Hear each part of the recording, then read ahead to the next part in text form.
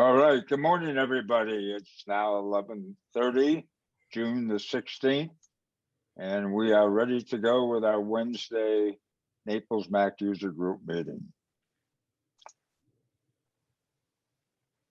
Welcome to all of our members from all around the world and throughout the United States and Canada. Our meetings are each and every Wednesday through June 30th, which is only 2 weeks from today, and then we will resume again on September the 1st. The meeting time is always 11:30 a.m. to 12:45 p.m. You must be a member of Naples Mac User Group or an invited guest of one of our members to attend our Zoom meetings, and that's for Zoom security reasons. We have 42 of these meetings each and every year, and we welcome you to today's meeting. We're very excited to have at our meetings. We have actually 14 other user groups that some of their members have joined us at Naples Mac User Group, and we welcome all other user group members, and we encourage you to get your friends and so forth from your user groups to join our group also. We want you to stay a member of your existing group. Most of the other groups meet once a month. We meet every week.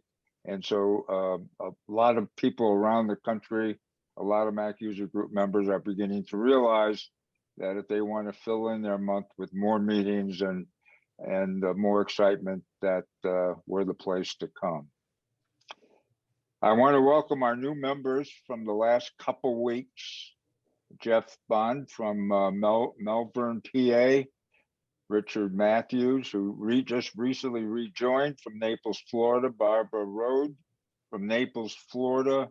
Beth and Kendall Simon from Arlington, Texas. And Gail Netkemper from Terre Haute, Indiana. We welcome all of you as new members to our group, and we're thrilled to have you join us. We'd like to encourage everyone, our members and anybody visiting our meeting today, to please take a look at our website. We're very proud of it. It's been designed by Jenna Cox, who lives in England, and Mike Kwasniak, who also is in England, but with the Mac User Group, and his group back in Suffolk also, who maintains the site for Naples Mode. Here's an example of our meeting schedule. Our meetings are scheduled all the way through the end of the year, and all you have to do is check the website, and you can also see a list of our meetings through 2021. Just some announcements on some meetings coming up. We have scheduled already our meetings through December. You'll begin sometime in the summer to hear more about those meetings. And as you can see, these meetings are planned far in advance, very well thought out, and there's a lot of work that goes into the whole process. The meeting on the 30th, which will be our last meeting, will be Mitch Byers and Jeff Bohr, and they will be talking about WWDC 21. That meeting was on June last week, or the week before, excuse me. And that'll be a great meeting. Lots of exciting news from WWDC 21. On our meeting on June 23rd, Wayne Mertz will be leading this meeting. Wayne is a member of our board and a member of the Naples Mac User Group for many, many years. And Wayne will introduce everything he loves about his Tesla and a 1,500-mile trip. I'm assuming that he might have picked up his car, possibly in California, and drove it back. And we'll hear all about the exciting Tesla, and along with Wayne will be, I believe, Eckert and Jeff Bohr, who will both be assisting him in the presentation, and they're also proud owners of the Tesla. And today we welcome back Dennis DiGiacomo, our security expert and the security expert for Southwest Florida. And we welcome you back, Dennis. We're thrilled that you could do this meeting, and it's all yours. Cool. Hi, everybody. Good afternoon, or almost afternoon, I should say. So my name is Dennis DiGiacomo. For those of you who don't know me, I've been with Apple Computer now a long time, probably greater than 35 years. Started the very first stuff they come out with to where we are today. Also licensed in Microsoft as well. So you got to play for the dark side during my job as well. So I do both, best of both worlds, but really I am primarily Apple and do everything with Apple.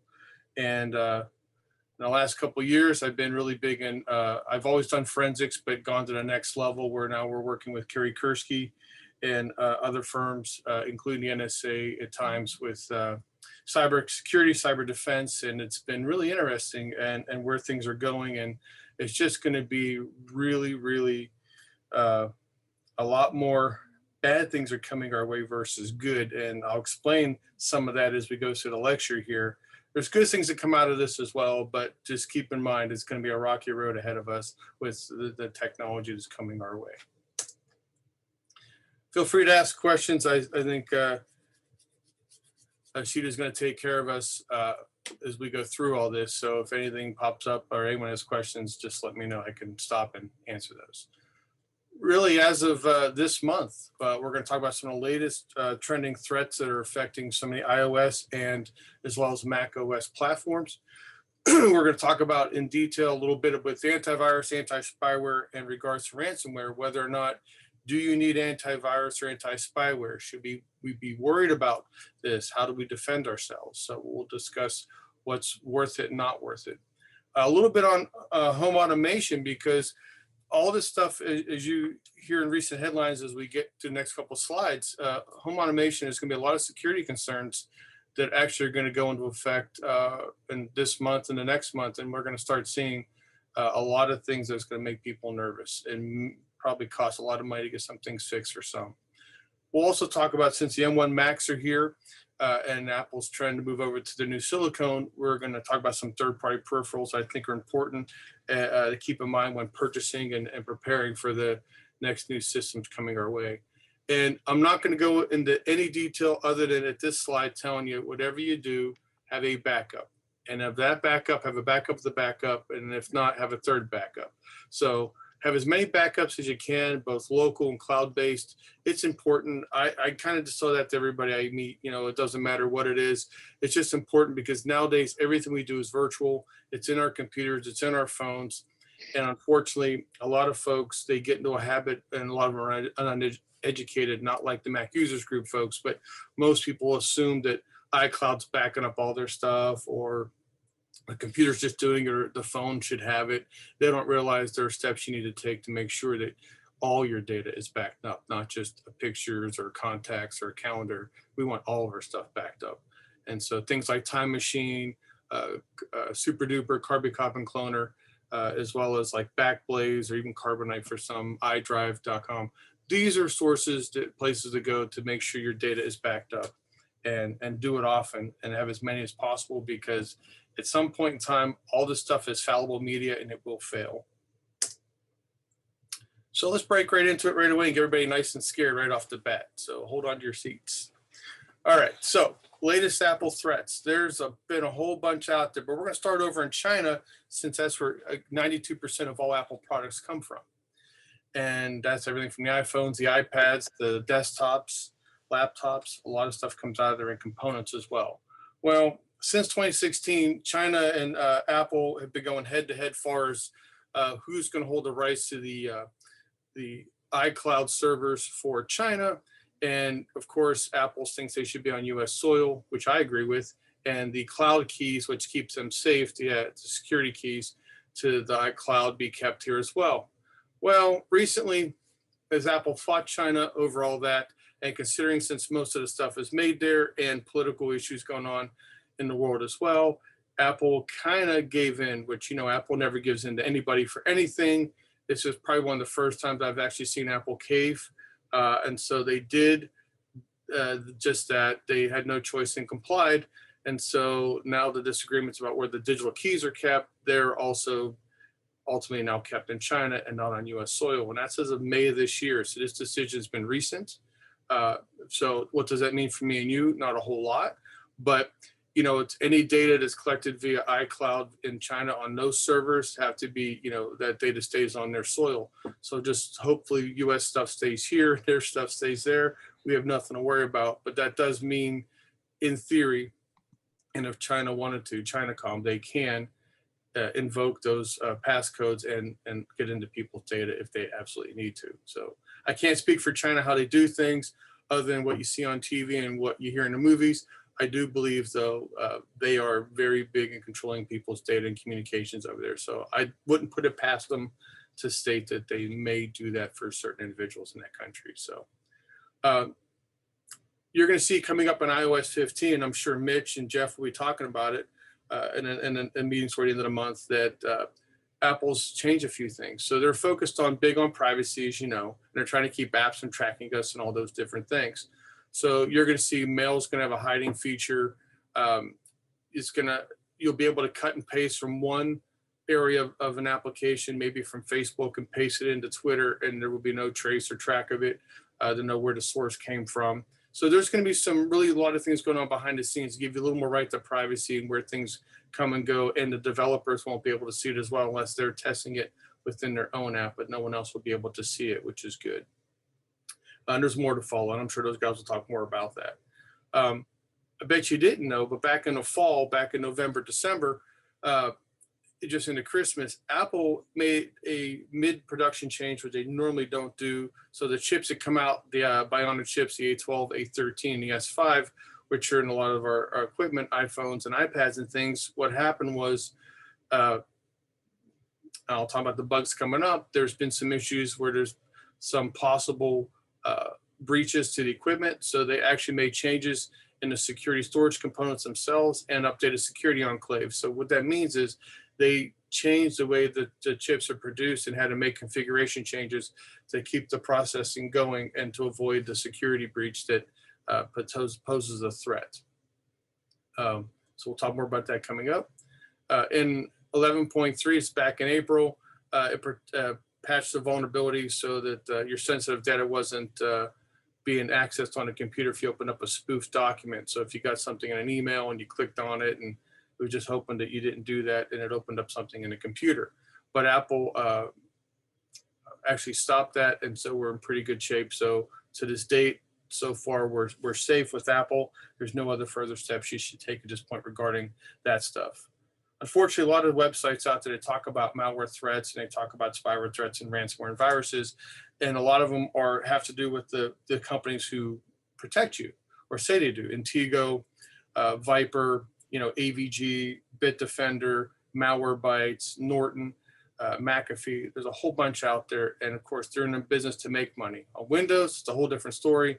That's just a whole nother nightmare, and those products do work over there, especially Malwarebytes. That's one of my favorite things to use on that platform, and it does work. On Apple, we'll talk about that stuff later. Other issues we got to worry about in Big Sur. So it's our latest operating system. In May this year, Apple released 11.4 and some update variants with that. Just basically addresses a 0-day vulnerability that can allow people to piggyback apps like the one we're using today, Zoom, to either take screenshots of us, and look out there, George, are taking pictures of you right now, or record the screen. So it's kind of scary that these things were going on behind the scenes, but Apple never lets you know what's going on when it comes to security, because they actually have a very big system in place to look at all the potential threats. And there's a lot of people out there that are paid to hack and do things. A lot of them give a lot of things down below where I say proof of concept. They prove something, and then they send it to Apple saying, here's what we find. And Apple addresses it and hopefully tries to fix it. But with that said, the next thing down says, find my network. Now, the AirTags are coming out. We'll talk more about that soon. But basically, there's a security researcher named Fabian Braulein, and he was able to take non-internet connected devices and upload basically a message through nearby Apple devices to get the data out there. So really, we're taking use of the iOS system, and from near field communications to Bluetooth to Wi-Fi, cellular, it's able to work within these devices, transmitters, and send itself from one to another and get basically from point A to point B somewhere. It's proof of concept. It does work. They proved it can happen. The problem with it is it's one of those things that Apple blocks everything you can see, but if it's actually already behind the curtain, it's already where all the safety, everything's supposed to be safe and secure, and it's encrypted, it's hard to detect something that's actually already part of your regular normal usage data or your system. So the problem is Apple may not be able to prevent something like this from happening because of its own privacy focus as well as its encryption in the way the system is set up. So there are people finding ways around Apple, and rightfully so. I just found out recently there's over 1 billion iPhones in use right now around the planet. That's a lot of technology, a lot of equipment just from Apple. And Apple is really working hard to try to keep that safe. And believe me, people are being paid big money to go after Apple and to find a way to break into the systems. Some of the macOS threats themselves, you know, people often wonder how many viruses exist for the Mac. Well, in the next slide, you're going to see a list of things. But, you know, even Apple itself, does a great job. Mac malware does exist, and that's because people are really working hard to try to find a way to breach the system, especially the phones, because if you can bring down phones and communications, you take down the whole network. Android phones are susceptible to viruses and spyware. Apple so far is not, which is great. But just remember, a lot of the Macware stuff you hear about or read about and what they call viruses are rarely ever found in the wild. And I'll explain that as that a lot of times these things are downloaded from different applications, from different people's computers, file sharing sites, or buying something or going to a store that's not really sanctioned by Apple and or Microsoft, so to speak. And when you install this stuff, it actually has malicious software encoded in it once it gets in because you gave it permission to. And if the Apple system's underpinnings like XProtect and the gatekeepers don't see it, then it has potential to do something untoward. You heard about the WannaCry ransom virus that affected our national healthcare system back in 2017. It only targeted Windows machines and not Macs. I can't tell you how many people back then went out and tried to put antivirus on a Mac because they didn't want to get the ransomware, even though I told them it only affects Windows-based computers and not Macs. So oftentimes when you hear stuff on TV or a news headline, remember you have an Apple product, you are safer than most. So try not to, go and bolt down the shop if you don't have to. Apple has a lot of protection in place. If you try to install something, if you haven't realized since Catalina, especially in Big Sur, in the old days, I can go buy an HP printer, you put the software in to install it, and it just runs. You just put your password into the system and it gets installed and you're using your printer. Today, you start the software and ask you a million security questions. Do you know the developer? Are you sure you want to do this? Give it permissions in the security and privacy settings to allow it to talk to this folder and that folder and use the, it's a lot of work now where a lot of people don't even know how to use their products because they don't realize they have to go 5 places to allow something to actually function. So convenience and security, you can't have both. So I think the security side is actually very nice, and it's a pain, but getting used to doing it, it's actually a good thing. And Apple makes sure if something's not blessed or doesn't recognize the developer, it says, "Are you sure you want to, install this?" Now I've got a few apps that I work with the forensics that I can use, and I know the developer, and I put them in, even though Apple yells at me about it going in the system. But I already know where it's coming from. But most people, if it's not coming out of a store like Microsoft store, app stores or coming out of Apple's app stores, then really you should think twice about installing it unless you really know the developer or something you've used in the past. Now, in 2020, even to now, Mac malware itself has decreased on the Mac and iOS platforms, decreased. So we're not completely safe from attacks, but I'm telling you, it's decreased. So I just want you to keep that in mind. Now I'm going to scare you with all the fun bugs that affect Apple. Here they are. Less than 40 since 2016. Microsoft has got hundreds of thousands of strains, so I think we're doing pretty good. So Something to be concerned about though, right off the bat. Remember back in November, I told you that the M1 chips had to be kind of updated and re-put back out there. Well, the Silver Sparrow, it's basically malware that actually can affect through a JavaScript installer from Apple to get into the processor itself. So the M1 itself, brand new processor, brand new silicone, brand new to the world, has already got a bug that Apple's already patched. But it just tells you that even new stuff gets here, there's always somebody trying to find a way into it. And not to mention, there are not just one or two people working on a project. You got hundreds, thousands, or teams around the world all working on a common project. So things can be introduced or missed easily. So it's a lot of work trying to create a new chip, a new process, or a new language. So there's a lot of holes that need to be patched or looked at. That and plus some of the protection and things Apple puts in place can also be used to piggyback the bad stuff and never be detected. So that's kind of one of the things we're starting to see coming out now with all these new bugs. They're hiding within plain sight and can't be detected.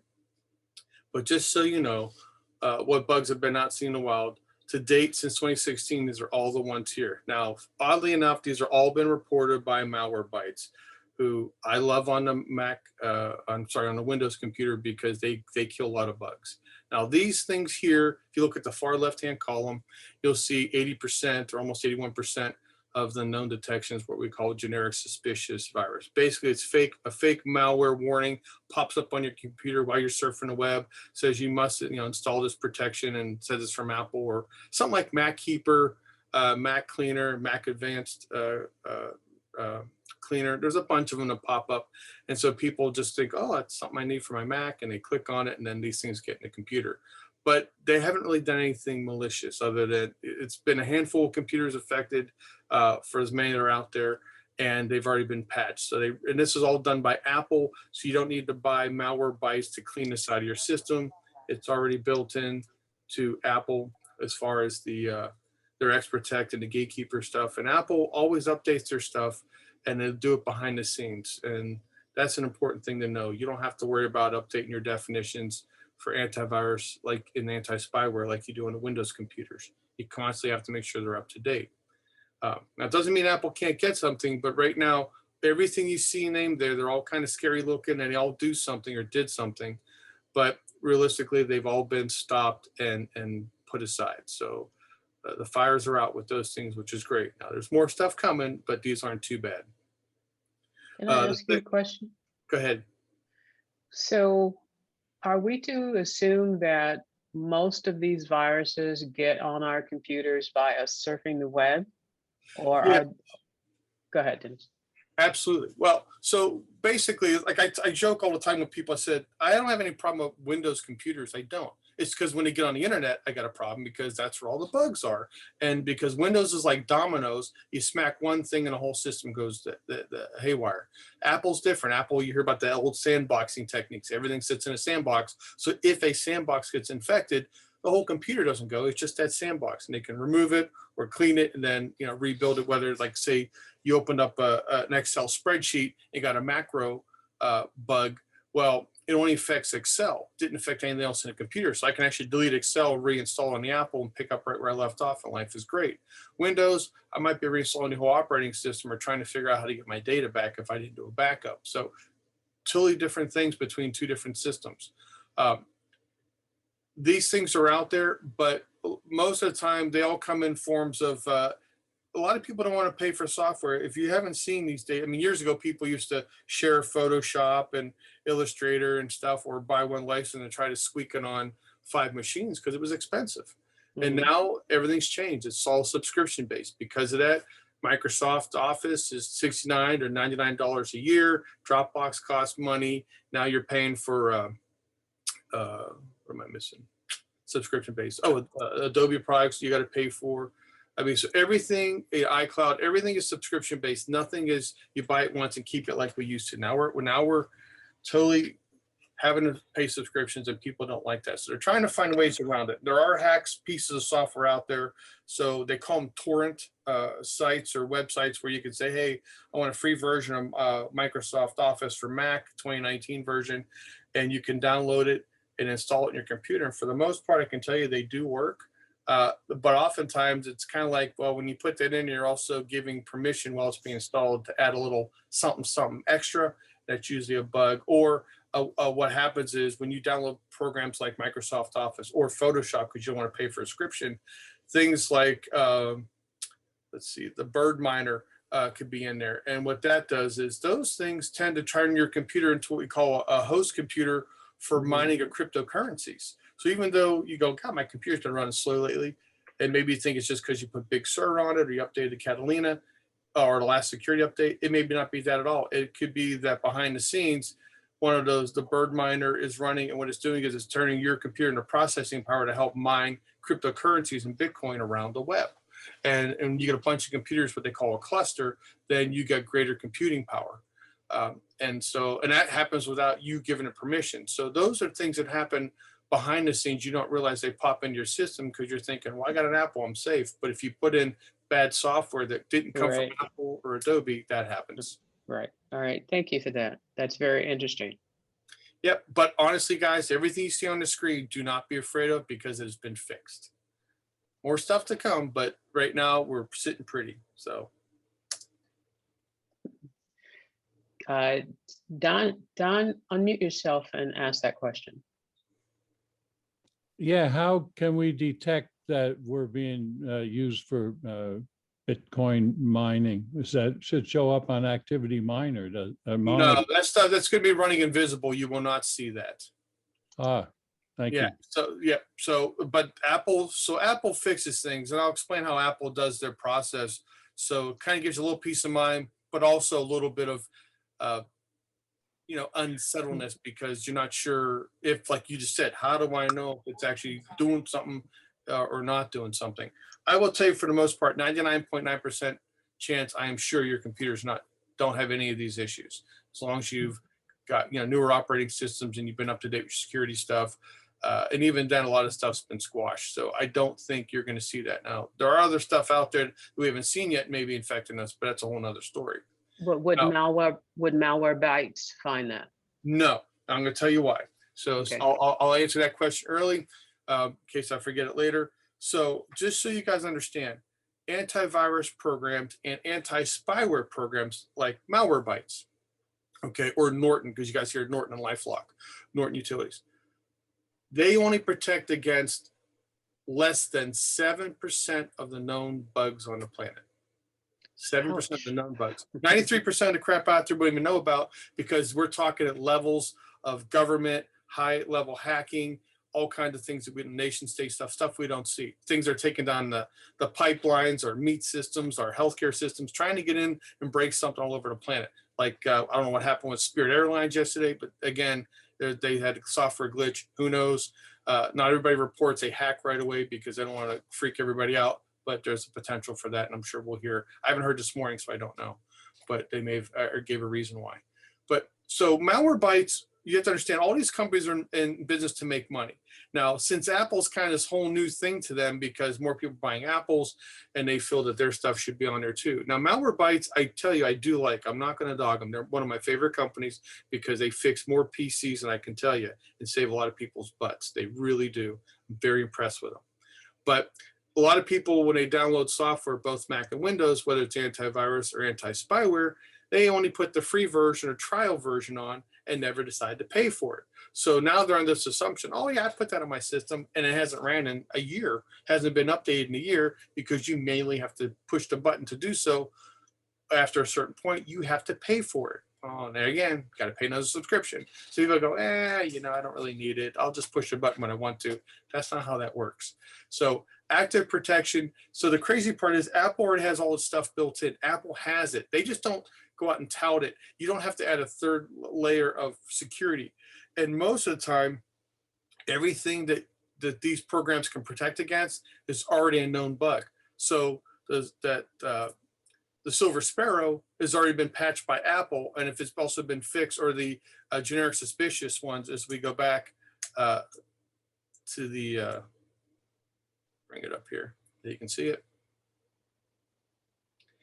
The generic suspicious one here on the left, the first one is 81% of the infections that were accounted for by Malwarebytes. Malwarebytes can fix all those things, but Apple's already done it themselves. So why pay for something after the fact? I think the problem is, you get infected and then all of a sudden it gets reported. They try to find a fix for it and then they get it out there. But Apple's already doing that behind the scenes. Apple has yet to say, please buy an antivirus and recommendation. They're doing it themselves. One thing people forget, Apple built the whole entire core of the operating system around a security system. Apple starts with security at the core. Microsoft doesn't. It's after the fact. So that's why there's issues. Do I think that there's merit in putting Malwarebytes on the system? I would say it doesn't hurt, but anytime you put an antivirus or anti-spyware on a computer, Mac or Windows, it does slow it down and it tries to get involved in a lot of processes. The biggest thing I have a problem with, and this is, I want everyone to understand this, is oftentimes there might be a threat. It didn't get into your computer, and let's say Malwarebytes has a fix, and you applied it before the Apple had a chance to do it, or you did your security update. You just did Malwarebytes first. If Malwarebytes gets a detection, detects malicious activity, then it wants to quarantine it or fix it or patch it. Usually quarantines, it just kind of takes it out of the mainstay. See, it saw something funny and wants to remove it, so it does. After it does that, it may have actually quarantined healthy code that was there from Apple or another program. So now you have now Adobe's broken or Apple, your computer's acting wonky. Now you think you really got a virus because it's acting wonky. And here, all you did was Malwarebytes actually broke it as opposed to knowing it was a real bug or not. So I always try to stick with Apple. Right now at this point, I'm following Apple's lead, letting them deal with the security stuff. And it gets to a point where, hey, look, you're going to hear from me when I say, guys, put Malwarebytes on or put on Viper or Norton, do something like that. But until then, I'm saying no. And you'll see down in my lecture, I still say no for now, because it's just not there. It's not helping you. I know people feel like, well, it's like, I feel like I did something good by putting it in there. It's got to do something. It's actually doing nothing, if not making the computer run slower. And I'll discuss that later, but that's one of those things I don't really recommend it. All right, thank you, Dennis. You're welcome. I know it's long-winded. That's all right. Viruses themselves, it's kind of generic because it's just a big word up there, but really malware is what we're focused on. Malware is all the goofy stuff, and everything below malware, that includes your adware, things that pop up on your computer, or what they call PUPs, or potentially unwanted programs like Mac Keeper, Advanced Mac Cleaner, Mac File Opener. People go, hey, I don't have Stuff Expander on my computer, and I want to open up a file I got compressed, and they go download a free one off the web. Again, everything's free. Nobody wants to pay for anything. And then they install it and then they didn't realize something malicious happened to their computer. So really, it's better to go to the App Store to find things. But Apple has all these things built in, so you shouldn't have to do these things. But if you do see something on your computer that pops up and says your computer, we detected a virus or a spyware or adware, and it wants you to call an 800 number, that happens quite often. That is usually the response out of Mac Advanced Cleaner, Mac Keeper, Mac Space Reviver is telling you running out of space. And if you run this program, it'll free up your hard drive.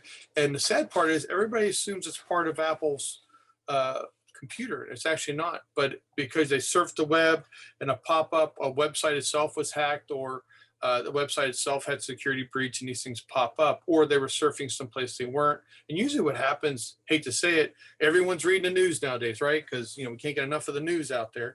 And so as you go to different, I don't care where you go to look at news, whether it's the Wall Street Journal, whether it's New York Times, whether it's USA Today, you can get into stories, start reading them, and usually down the list, it says click here for more on a different story, or you'll see something that catches your eye, whether it's political or comedy or whatever you're looking for. You follow these links. Well, not every link can be checked or assessed for safety and security. So now you're leaving the confines of USA Today and you end up somewhere else, and all of a sudden something pops up on your screen. You go, wow, where did that come from? It wasn't.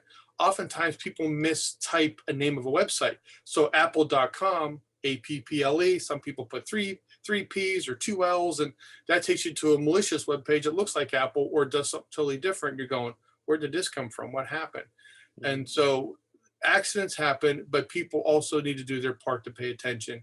Try not to click on things that aren't Apple related. If anything, stop, pause, take a moment, don't know. You guys are smart in your groups. You guys can talk to each other and say, hey, what is this crap? Or call me, call Jeff, call Mitch, call George. I mean, whoever you want, because you guys have a great network. And I think enough people are out there, you'll be able to get the right answer. But don't react and click, which most people want to do right away because they get nervous. All right, great. Carol, can you unmute yourself and ask your question? Carol? Yes, you've mentioned 3 antivirus softwares.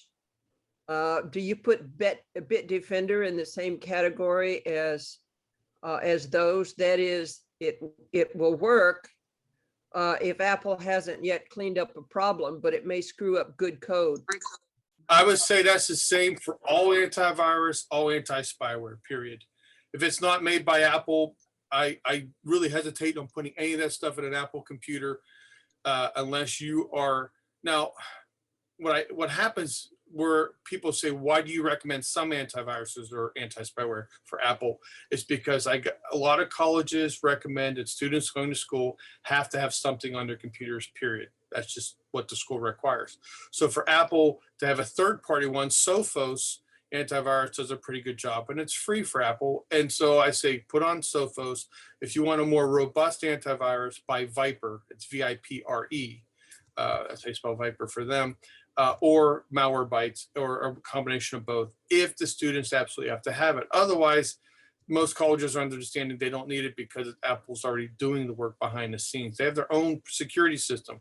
I tend to trust Apple more so because the fixes are coming right from mothership, and they know their product. They know better than Malwarebytes does. Now, I'm not saying that other people can't infiltrate Apple. What I'm saying is Apple knows their stuff, and they patch and fix when they can. So, and they don't always tell you what they do because it keeps the bad guy at bay. By not saying what was fixed, that lets the bad guy go, gee, did he update that and fix the Silver Sparrow, or did they not? And should I still try to infect people?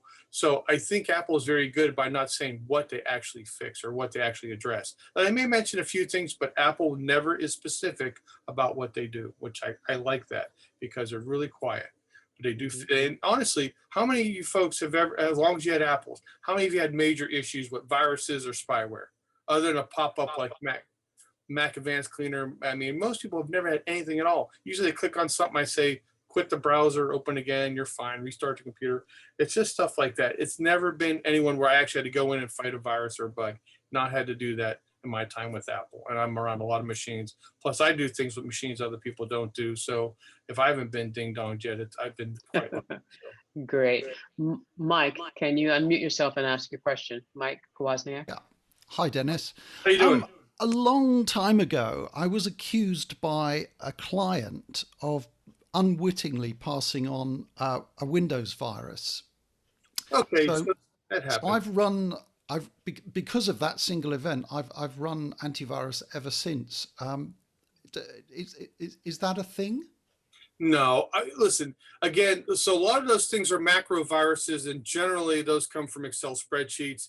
And even then, when the recipient gets the spreadsheet, they're asked if they want to enable the macros or not. And most people just don't anyway, but some people do. That's kind of old school way of passing stuff. Not that it still doesn't exist, it does, but it's to the point where the antivirus may or may not detect it. People are getting more clever in how they hide things. But normally what happens in the past, things are now filtered, don't forget, when they pass through web pages. So when you send something, say your internet provider is Comcast, like we have here, if I send something from my computer and it runs through Comcast is scanning my file before my email before it goes to you. And then now it may catch something, may not. It might say, hey, this email contains some suspicious stuff, or it puts in spam or junk folder, or quarantines it all together and sends a spam report. So things do pop up that way. It's removed. A lot of times it came from a lot of jokes and funny pictures back in the day that had something in them, and usually they were spreadsheets. Right now, the biggest one people see, it's constant. My kids get them all the time. It says, oh, it's a work order. You're overdue in payment. It's an Excel spreadsheet. It says they owe like $2,500, and if they click on it and open it, it does something malicious. Well, it does on Windows computers, but it doesn't on the Apple. But yes, can that be passed to somebody else? Technically, yes, but between Windows seeing it, because Windows has its own system built in by default, plus if you add something extra to it. So I think Windows Defender, plus if you add, I hate McAfee, but if you added McAfee or AVG or Windows other things, as long as you're paying for an antivirus on the Windows systems, it should keep it. People will blame you for things, but it doesn't mean that if you put one of these programs on your computer, it will actually catch it in the email. It may or may not.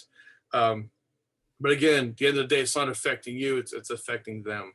And Windows people should already be aware of that to begin with, because their system should be detecting it before and not worry about whether or not you stopped it. So my guilt is unfounded. You can stop feeling guilty, and then tell them to buy a Mac, they'll do better. All right, great. Wayne Mertz, can you unmute yourself and ask your question? That's actually related. The question I have is related to home automation. And are you going to talk more about home automation, Oh Dennis? yeah, that's coming up. Oh yeah, that's coming up. All right. I'll wait till then. I'll get through here quick so we can get to that. Okay. But just far as finishing the list of just the different things that are categorized under what malware is included, ransomware, everyone's worried like, oh my God, what if we get something? Ransomware has not been founded to actually cause any issues on a Mac so far. It's all been PC based. So there have been things, but they didn't do very well. So they were actually, they actually failed before they actually got started, which is great. The cryptocurrency miners are, been around because, you're starting to see more cryptocurrency come out there and mining for it to try to get it. It uses computing power. So people try to borrow your processor, like I mentioned before, to help them find it. But again, Apple's staying on top of that. And then spyware itself is just, our data is valuable and criminals want to get a hold of it every single day. That's what they want to do. Now, there are a couple other minor threats too. One's a Trojan horse, and you guys know how the story of the Trojan horse works. Things aren't always what they seem.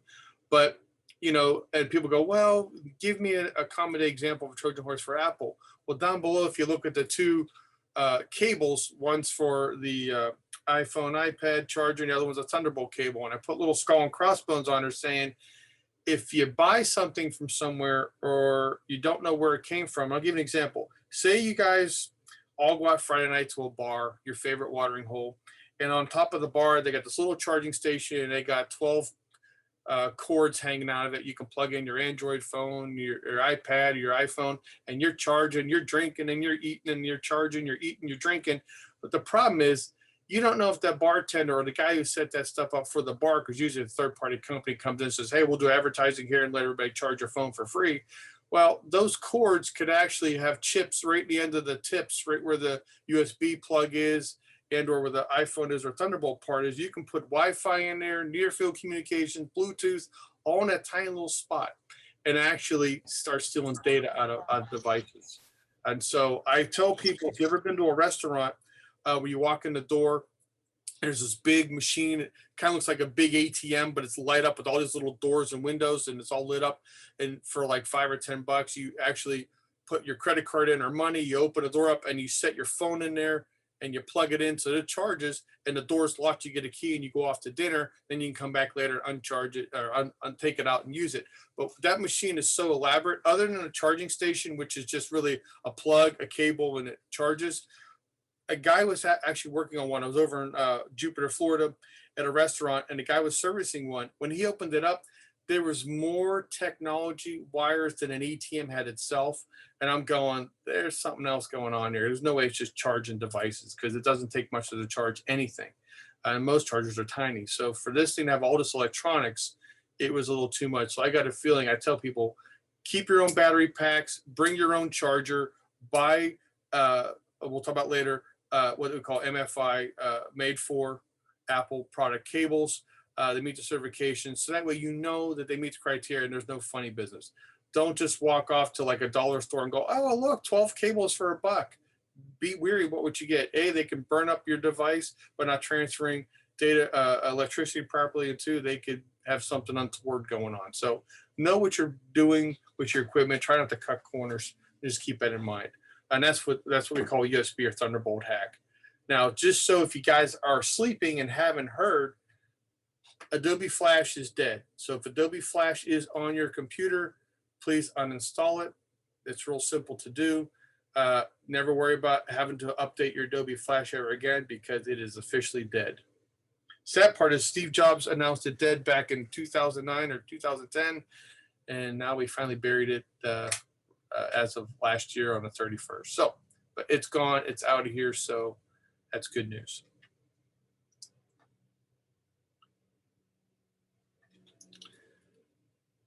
So, no doubt hackers are going to continue to try to disrupt our lives and make everything a pain. They're trying to, you know, they are starting to find ways, like governments are circumventing some of the rules of Apple when Apple says, hey, we don't give up, you know, data and privacy because we're real secure with our customers.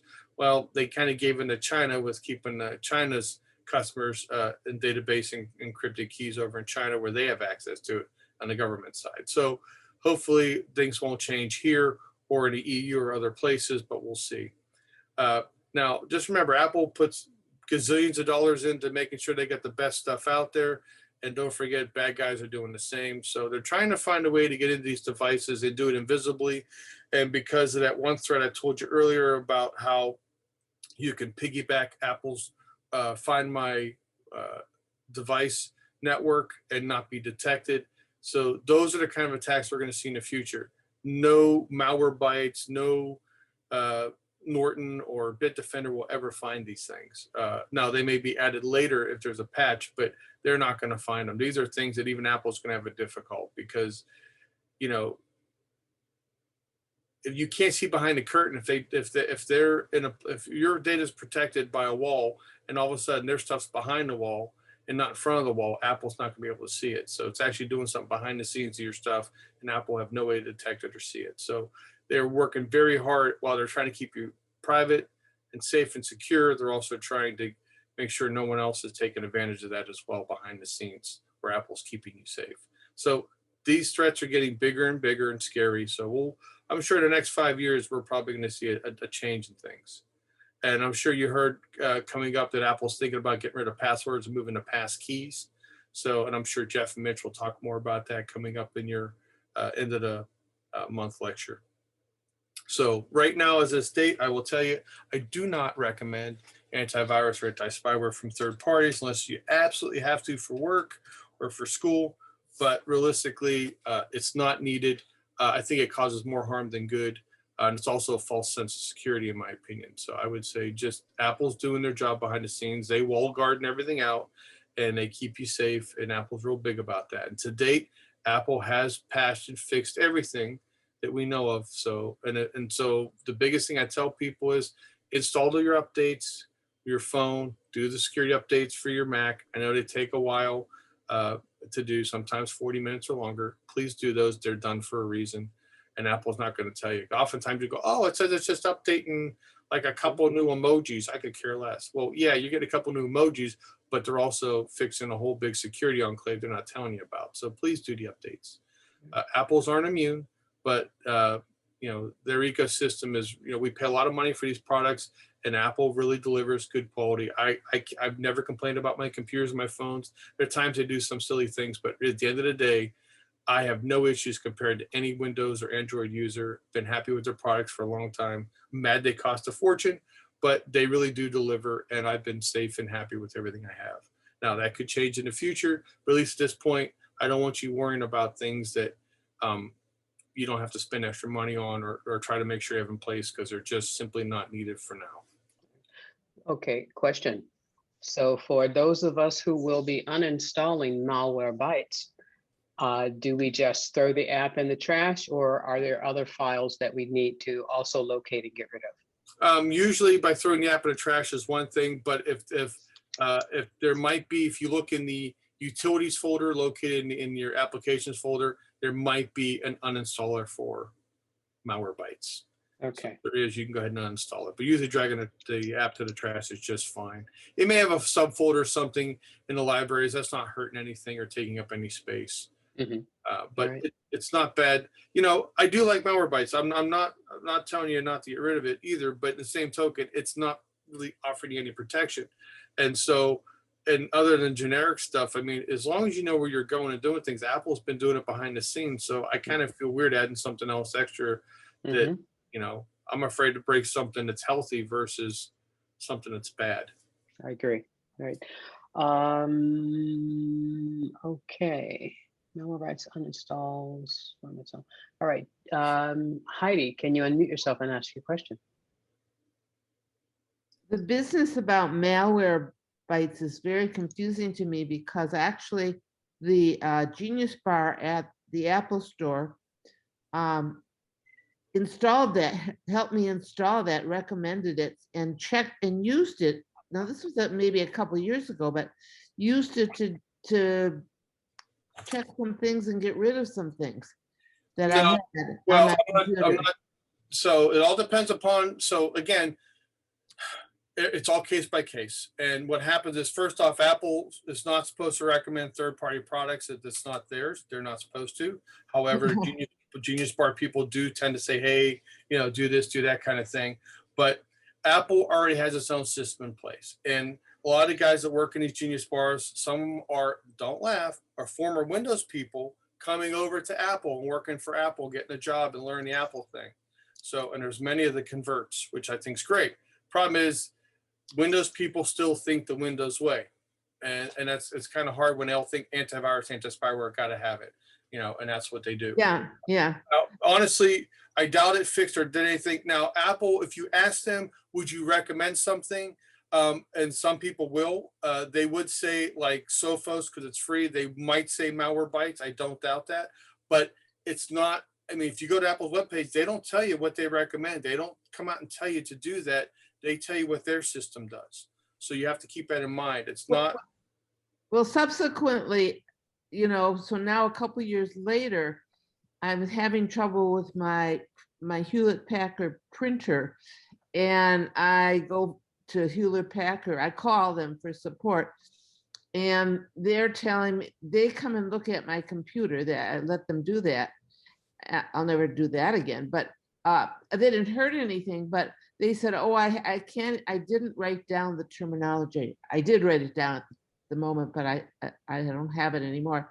They said I had some kind of they didn't say virus, but some kind of a bug, and that was causing the problem with the printer, and so on and so forth. And they wanted to charge me some very large amount of money per year to do something to prevent that problem. And it didn't sound right to me. So I called Apple for support. But one of the first things they had me do was, because I was concerned I had some issue, they had me run Malwarebytes. Well, at that point, I'm going to tell you why they did that, because of what you just said. So you just gave me the answer to why they told you that. So first off, I will tell you, if anyone has a problem with any technology out there, whether it's Lutron for controls, Hewlett Packard for printers, Epson, Canon, Nikon, whether it's Microsoft, Adobe, call the company direct. Go on the webpage, look for the official webpage, and look for the official number under contacts.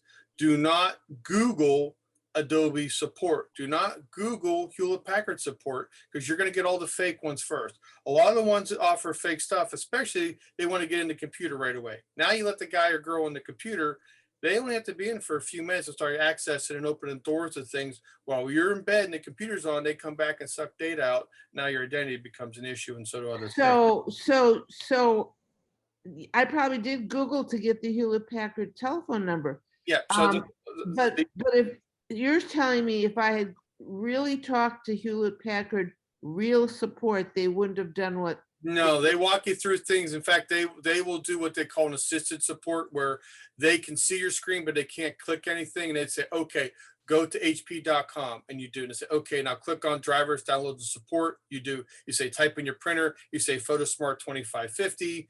And then they go, okay, it'll say Mac. Okay, download latest driver. You do that. They're watching you through the steps and walk you through it. And they are not physically in your computer. They're just watching you through it and talking you through it. And they're not going to charge me. I mean, it was $600. Yeah, that's fake. Hewlett Packard does not do that. In fact, that's so interesting. Thank you. Yeah, that happens quite often, and happens to more people. And I'm glad you brought that up, because it happened to another friend. So it happens. We thought it was, especially thought it was real, because he didn't even talk to me about it. At the time, most printer issues are due to the Wi-Fi, due to a router. Honestly, Sometimes if it's a newer printer, they have issues. It's because of it didn't get permission to do something via the security and preferences tab now in Catalina and Big Sur, that we have to get permission to access things. Because sometimes when you scan from the computer or the printer itself, it wants to store it in your documents folder or wherever your scans folder is on your computer, and you have to give it permission to access files and folders. So it may act goofy. I've had routers where they lost the address number of the Wi-Fi, and then even though it's working and the printer's on and your computer's connected, and maybe someone else in your household can print, but you can't, oftentimes unplugging the router, wait a few minutes, plug it back in, it re-gets everybody's addresses in the room, and all of a sudden everything prints just fine again. So And- the router itself. I've been- Heidi, we have to move on. We cannot do this. All right, well, I can talk more about that later. If you want to get my information, I can talk to you more on the phone about it, so that way make your life easier. Thank you. I'd be happy to. All right. Home right. automation won't take long, but I will tell you, home automation is great because, it provides convenience, remote monitoring, hands-free control, and even energy savings. So that's actually very nice. And we all look for the creature comforts of convenience and funness. Well, also comes with the cons. And a lot of that is the complexity, the cost. Some services don't work when the internet's down, and not all devices talk to each other. And unfortunately, it's the same as anything else. People don't want to spend money. They might buy an Alexa, but don't want to buy all the Lutron Alexa support equipment, which might be very expensive, whether it's a doorbell, a light switch, a thermostat or something. They cost more money. So they tend to go to like Amazon and go, well, these all are Amazon rated, so I'll just buy those. And they're, I can get 10 for $60 versus 10 for $700, big difference, but you get what you pay for. And not everything's safe, not everything's secure, but these are all the different types of things you see on your screen that are all, and plus many more that can be adjusted via Wi-Fi and Bluetooth. And as you're starting to find out, AirTags Apple's introduced, where you can keep track of your keys. In theory, you can keep track of your vehicle, or anywhere you put an AirTag. In theory, you should be able to find it. Especially, I'm not telling you to put them on your kids so you can track them, but I'm sure someone's going to do that. But Amazon Sidewalk, I'm sure you guys heard a little bit about that coming up. Basically, all of Amazon's equipment is kind of going to be like, I don't know how many Star Trek people are in the room, but years ago in the Next Generation, they had something called the Borg. It was a collective of half human, half droid kind of thing. And when one droid saw something or learned something, the entire hive or group learned at the same time as one collective. So Amazon is going to operate all their devices as a collective. So really, everything's going to piggyback everything else, from your neighbors to yours or somebody else's, moving and going all over the place in order to get better coverage, better things. It's good, and to move data around. It's going to be a little scary because it gives Amazon a lot more control of your home. Dennis, Go ahead. I have several Ring devices which are owned by Amazon. Right. And according to them, there are only actually 3 of those devices that do that. For now. Not yet, for now. That's what I'm saying. So what I'm saying is this is going to happen because they talk about this opt-out phase. And once it hits the news, everybody will opt out. And then what's going to happen is news will die down, right? And then a new equipment starts coming out, and it's going to be on by default, unless you pay attention to these things, or you buy a third-party thing that works with Amazon and doesn't have an opt-out feature on their equipment. So if you don't pay attention, I guess at the end of the day, what I try to tell people, there's a lot of smart home stuff, a lot of great stuff, but how much do you really need? Everybody wants things simple and easy, but you also want to be safe and secure. You can't have both. And I'm going to tell you some of the areas of concern so you understand. And this answers what you said. There's only a couple things right now, but more to follow. New models and versions are always coming out 24/7, 365. Everybody's out trying to do somebody else. Amazon's been very smart. I like the Arrow Wi-Fi mesh wireless system. They're the first ones. Arrow got bought by Amazon, and I love that wireless system. It works great. Now, I don't use the Echo. I don't use the Amazon Dot. I don't use any of the Amazon Alexa things at all, because there are court cases pending about even when the mic is muted, it's still recording and prefetching data. So I don't trust any of that stuff. So if it's not in my house, that's one less thing I got to worry about. But I do have clients that use that stuff religiously because they say, hey, turn my lights on, play some music. It is kind of cool. I mean, it's awesome technology, but I think it's getting to the point now where I start to really get nervous about what it actually is doing, or versus what they tell me it is or isn't doing. The big problem too is you're going to see is discontinued support, even for less than 3 years of age on the device. So you buy a Nest thermostat generation 1 and it works great, but then generation 2 does something, you wait, you buy the generation 3, which we're talking less than 3 years, the third model comes out and it fixes some issues and it's got a better screen or better whatever, a newer app, a newer connectivity. Well, they may not be updating the support, the firmware and software it takes to operate these devices. And so because of that, you may have a security glitch or breach. I mean, hacking a hospital through the AC system happened, not through the mainframe computers, not through someone sitting at a desk, but it went through a open thermostat to get into a hospital system to take over a computer system because it's all on the same network. So these are the breaches, things you never thought about before are now become another issue of security. Everybody thinks about the doors and windows in a house and a garage door. Now you got to focus on, now it's my thermostat, it's my printer, it's my Alexa, it's my coffee pot, my toaster, my blender, my oven, my dishwasher, washer dryer. This is where you got to go, oh God, the whole house is after me. And that's scary because that's what we're doing. Now, there's some great things. Software upgrades may force a newer model. I've seen it already. I had a gentleman who's got iPads on a wall to control all his Sonos stuff in his house. Very nice. But the new Sonos app needed him to have a newer iPad. Got the newer iPad, doesn't fit in the wall socket, so he has to have the wall cut and remodified. And then the newest app also says it can't update the older Sonos equipment, so now he's got to buy some new Sonos equipment to keep it all working in harmony like it did up before a couple updates. So now he's got to spend money, which means we got to spend money. Multi-devices, as I said, multi-security breaches, and honestly, video doorbells, smart cameras, speakers, microphones, like we talked before, can all be hijacked or become tools for hackers. And those things do happen from time to time. So I always ask people, let's keep it simple. Do we need all these headaches? Does it matter that we're wirelessly connected to a toaster, for example? And it's the truth. Do we need that? So, and I hate to tell people, like the dishwashers, washers and dryers and things, these are items you physically have to be in front of to load, put a piece of bread in, whether you, push it down or whether you got to throw the clothes in and put soap in. And do I need to go after a dishwasher, after you rinse, put all the dishes in, get the soap, the jet dry, close the door, instead of just pushing a button, now you got to go find your phone, connect to the Wi-Fi, get the app, make sure it's connected, find your product, hit the button and say start. I don't understand why we're doing this, but okay, somebody's happy. But so I tell people, look, I know it wants to try to make our lives better, but is it really doing that? So think twice. If there's something you really want that's wireless, great. Otherwise, I'd say try to avoid a lot of it because I think it's more things to break, more things to go wrong.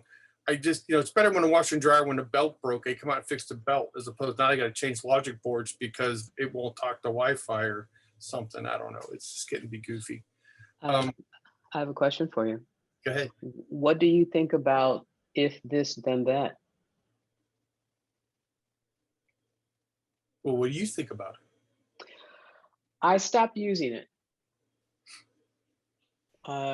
It was great when I would come home, and because of the geo tagging, it would turn on all the lights that I would want turned on. But then I started thinking about who's getting access to that information. Exactly. And that you answered it very nicely. Thank you. I think that's the problem with technology. I mean, for the most part, a lot of this stuff is safe, but there's so many hands in the cookie jar now, so many different companies. We don't know who's making it. Is it safe? Is it not safe? Because even if it's just a light bulb, how do we know that Samsung light bulb doesn't have something untoward in it that we're allowing to get access to our networks and our equipment? We just don't know. And, I just think we're setting ourselves up for failure. I think I kind of like the idea of just walking into a room, flipping a light switch on, flipping it off. That's how I grew up. I don't need to have anything else more than that, but some people do. Now, I understand if you're older, you got a walker and it's hard to get out of bed and you try to get to the bathroom, you say, turn on my lamp or my bathroom light. Absolutely. I believe in that. But, even a clapper works just as well too. Clap on, clap off. So we joked about it growing up. I think it's good technology. So it's kind of crazy, but just keep in mind, try not to go hog wild on smart homes. And the problem is, just when you get everything the way you want it, it's going to be out of date. And now you're thinking twice about updating all your equipment and getting more stuff. Real quick, just going to go over some things about third-party peripherals. Any questions first? Go ahead, Wayne. Yes, my question earlier was about Thread with regard to home automation. Thread is one of those new features that Apple, Google, and Amazon have hooked up together on to kind of communicate with the home automation devices. Have you heard much about Thread security? It replaces like some things like Wi-Fi or Zigbee or Z-Wave. No, not yet. I still think it's everything's still coming into play for this stuff. And I'm waiting to see. There's some new other technology coming too. And I'm starting to wonder, that's why I said they're talking about these pass keys Apple's alluding to. I think you're going to see a lot of that incorporated because the devices will be able to do it and be more secure because it's specific to the device itself. I think, again, home automation, like I said, it scares me a little bit only because there's too many players in the game. And, I do trust Apple. I don't know how I feel about Google at all. I think they're always out to get our information. Amazon, these are the companies that I get nervous about. They're trying to invade our home 10 ways a Sunday, and they've done it without being forthcoming with what data they've been acquiring from us. So even though they say they're keeping you safe, they're really not. So again, if you think you really need some of this stuff or want to go down that road, we'll see as technology advances here. Actually, by the end of the year, you're going to see a lot of new things coming to market. And then the new Consumer Electronics Show is going to have a lot of things popping up. It's going to be cool, but again, it's up to you. Again, we're talking about security, we're talking about safety, and I always worry about just putting all my keys now out there with all these different companies on things I never had to do that with before. And so if it's something you really want, then you're only as good as they keep it up to date, and it is, as far as our understanding and our equipment goes. I think Windows people have more chance of having issues than Apple, honestly, because of the way our system is. And no joke, right before COVID, Microsoft announced that they're actually going to try to focus on doing Windows operating system with the Unix Linux-based core, kind of like Apple, to move forwards because basically Windows is meant to end of the line. And you're going to see Google, the Chromebooks and Google's technology. So it's going to be Apple and Google in a race right now. Microsoft's trying to play catch up. And so I think. Well, Dennis, I'm sorry, Dennis, I just wanted to mention that I'm a geek. I don't keep things simple. Yeah, I love it. Well, you know what? I appreciate you too, because you know what? Without you, then I can't, we can't say, hey, it worked good or it didn't work or here's some of the issues we have or don't have. So no, I'm the same way. I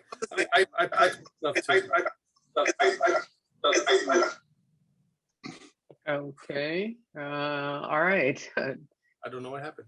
I don't know what happened either. All right. All right. Thank you, Wayne. Does anyone else have a question for Dennis? Eckert, go ahead. Unmute yourself and ask your question. Yes, Dennis, you have a few times mentioned crypto mining and that computers are being used to do the mining.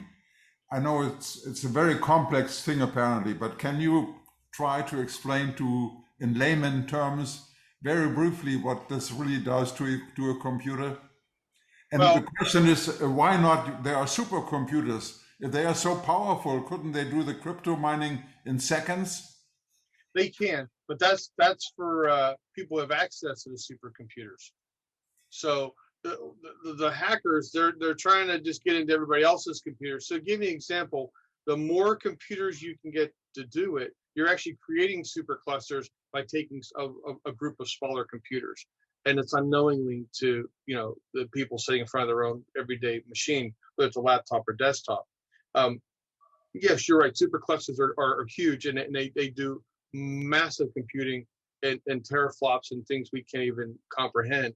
But everyone is in a race now to uncover as much of the cryptocurrency to mine for as much as they can, as fast as they can.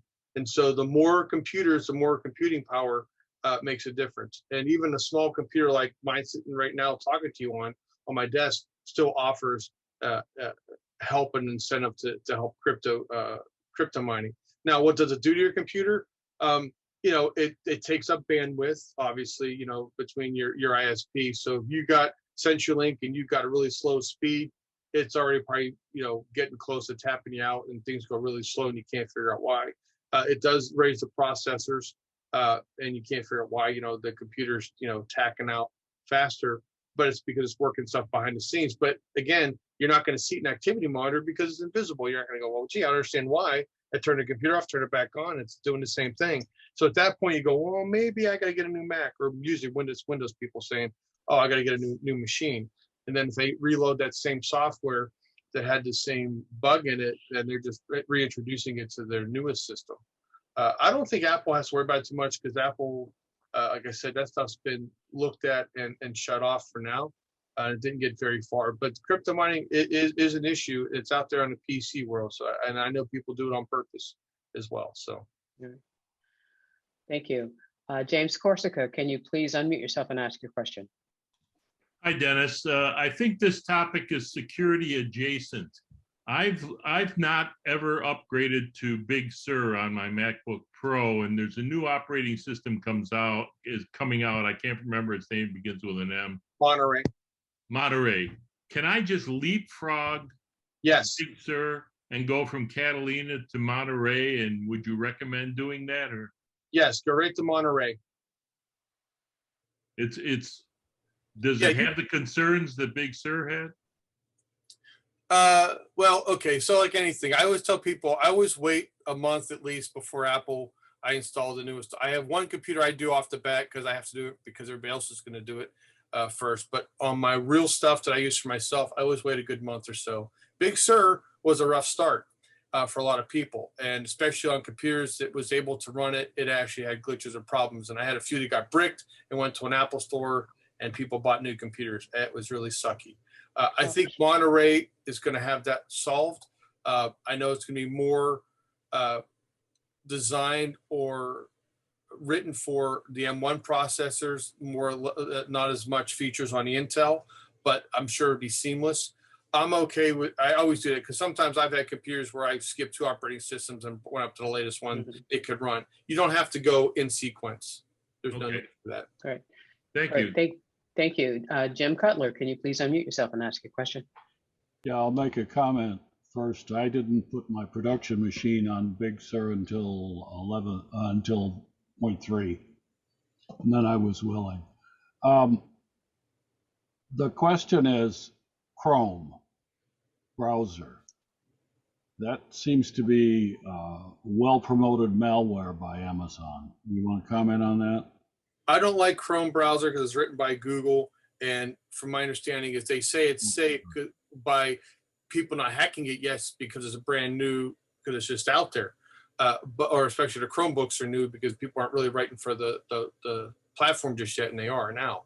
But I don't like Chrome because it's even the electronic medical records, the hospital systems, a lot of companies say, oh, we use Google Chrome. I'm not sure why. I think because they like it because they use Google products. But I'm not a fan of Google Chrome. I tell people use Safari and use Firefox, the fastest and 2 safest browsers out there, hands down. I try now. Sometimes, unfortunately, you'll get places that say you must have a Google Chrome to get into something. Well, I think that's kind of pointless if you're writing your web page for one browser to be optimized. And I found out if you actually go to the same web page on Firefox or Safari, you can get in and do the same exact things with no issues. So, but people are being trained at these companies to only recommend and do Google Chrome. And so that way they don't have to train them on one thing and not 10 other browsers. So I'm just not a fan of it. But if you like it, I'm not going to switch you from it. Great. I got a quick comment about that, and then I'm going to let Mitch ask his question. All right. So there are some things that Google Chrome will allow that Safari will not allow. And I thought, if Safari and Apple won't allow it, why am I letting Google Chrome have access to it? So, well, I agree. Okay. I agree with you. All right. Go ahead. Well, just Java, like Java, not JavaScript, but Java itself by Oracle, a lot of things still run in Java. Now, Java's been updated, but Safari doesn't allow Java to run because Firefox stopped that support a couple of years ago. Internet Explorer, I had to do something for a client recently. I had to go on their Windows 10, open up the old Internet Explorer app to download the latest version of Java I could get to run something for them to have happen on their computer. And it sucks because Apple doesn't give us that opportunity. And Java has been security breached for years, but they are getting better. So I think in time, Java will come back on the Apple where we can run it again as they work closer with Apple and the way things are going. All right, great. Mitch, you're up. Yeah, hi, Dennis. Hey, Mitch. Can you talk about the big picture of ransomware? They're talking more and more about this since we've had some big ransomware issues with corporations. What's the real threat that they could come in and just literally shut down the entire grid in the United States? And then on a smaller scale, they started talking about pretty soon you're going to see ransomware for individual iPhones or handheld devices. Can you just talk about that big picture stuff and what you see coming there and what they're really doing to prevent that? Well, what they're doing to prevent it, they're not going to tell you about because you never advertise your defenses. But I can tell you they're working about it behind the scenes. Now, ransomware as a whole, as you guys have found out and heard, that fades off. All right. So what happens is like the pipeline or the let's just say Spirit Airlines had a ransomware attack and they had to pay it just to get their computer system back. People are doing it for monetary value and are proving they get into a system and hold you hostage. Unfortunately, example like the Hoover Dam for electricity and hydroelectric power, that was all gears and levers, turning valves and switches manually. There was no real computer system that was working from the internet until latter day today kind of stuff, where in the last 20 years, I'm sure it's all been hooked up electronically. So you cut 20 jobs, physical labor, and let a computer take care of something. So that now the hydro stuff is controlled by somebody in Nebraska versus somebody on site at the dam itself. And so what we've done now is we've made everything computerized. Well, guess what? It connects to the internet.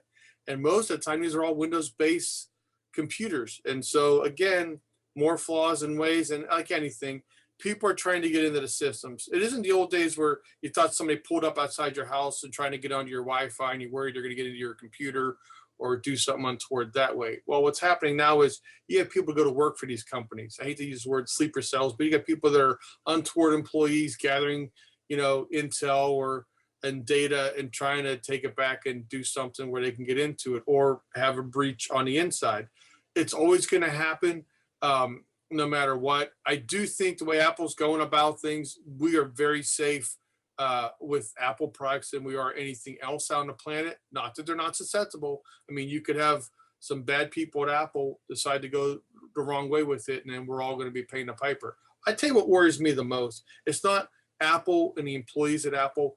It's the factories and the manufacturers of the components and the supply chain to make all the parts that come together to make an iPhone. So all those chips and things that get squished down into, a micro little cell that, everything runs off of, who's to say they don't put something in the code? They get the blueprints to build it. Who's to say they don't add something into the blueprints we don't see? And once it's compressed into a wafer or inside a transistor, we can't get to it. And so those are things I worry about that, at some point, can China flip a switch and our electricity go off and our water stop flowing and Wall Street shuts down and, when we're in trouble? Absolutely. That can happen anytime.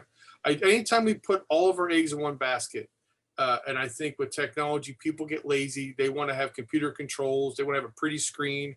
They want to flip a button, without having to manually get up and do something. I do think, just like Alexa, turn on a light instead of getting up and flipping a switch, because there's a lot that goes into play to make that happen when you say, Alexa, turn on the switch. But at the end of the day, I do think ransomware is going to be more and more prominent. And a lot of times the government will tell you never pay. I've worked 2 cases in town here where we've actually paid ransomware, and we did get the decoder ring, so to speak, and got the data back. But like I said, I work with most people nowadays. Like, look, as long as your data is backed up, companies like Dropbox, when you got stuff in their cloud, they got versioning. So if all your stuff's up to date and you got a virus right now, you can go back an hour ago and get your data back, minus the ransom stuff and virus, and you'd be back up and running again. So as long as you keep your stuff up to date and secure and backed up, I think you're fine. But as far as ever preventing ransomware from getting to our systems, It's a cat and mouse game. It's like whack-a-mole. 1 minute we're winning, next minute another one pops up. I think it's constantly what we're doing is playing whack-a-mole with computer stuff. And people, I mean, imagine, like I said, 1 billion iPhones out there. You're right, Mitch. That'd be great to take down the whole iPhone system if you could in one fell swoop with ransomware. The good thing is most of the stuff is built into the chip onto the phone itself, as far as people getting access. And as long as the clouds are safe and secure, and we got versioning, I think even if a cloud gets hit, you know, they got ways, because they're doing what they can, because it's all e-commerce. They want our money, we want our stuff, and I think they want to keep it as safe as possible. Nothing's ever guaranteed, but for the most part, we've done pretty well. But I do think you're going to see more and more ransomware things, but they're also in industries that really don't stay up to date with the times.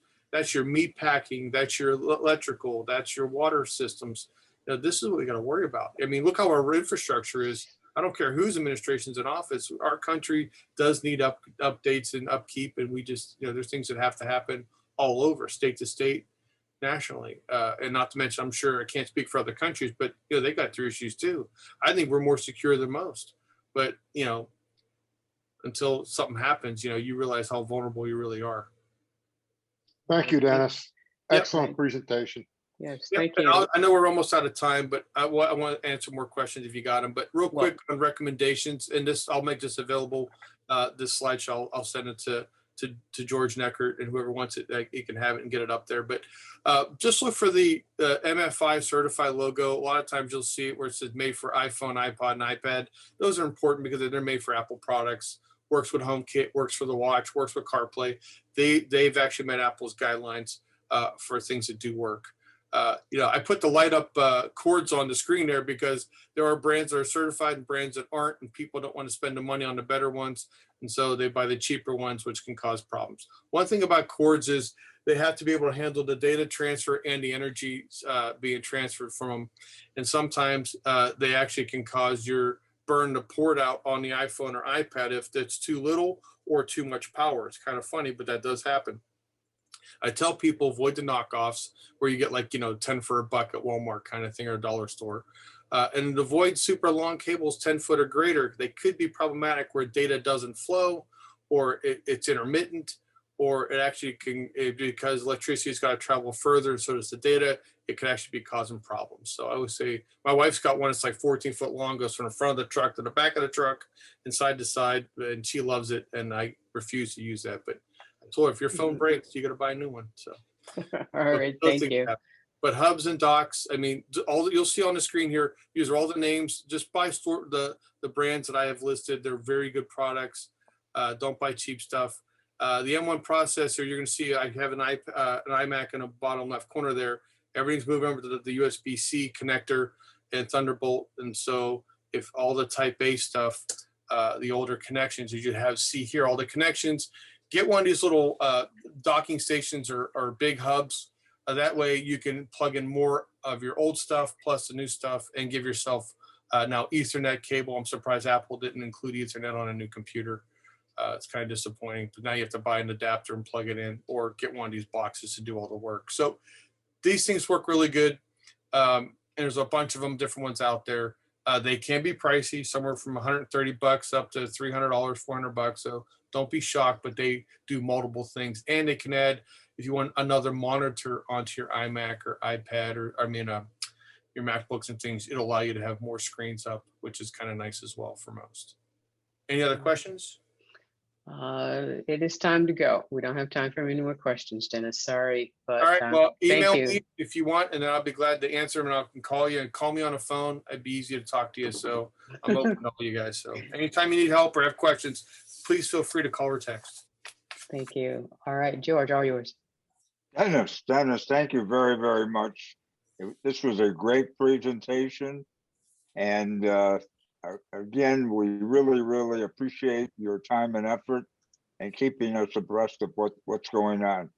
And if we can have everyone unmute themselves and thank Dennis. Great job. Thank you, Dennis. Thank you very much. Thank you. You guys are Good job, the Dennis. Outstanding, Dennis. Dennis, very good indeed. Appreciate it. Enjoyed it. Great. I'll open it up. Good Thank job. you much. Thank you so much. Okay, guys, have a great day. Thanks, Dennis.